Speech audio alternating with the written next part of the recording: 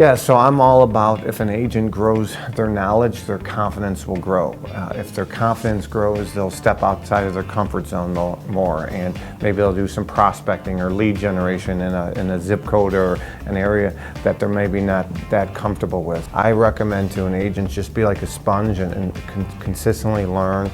There's some great free resources out there online. We have a podcast that's free where we interview top luxury agents and influencers. So again, I'm a big believer if an agent grows their knowledge, their confidence will grow. If their confidence grows, they'll step outside their comfort zone, and that's really where the magic happens, because there's so many misconceptions when it comes to luxury real estate. Agents think they have to be licensed for X amount of years or be with a certain brand or this, that, and the other thing, and those are all false. Those are excuses, what I like to call limiting beliefs.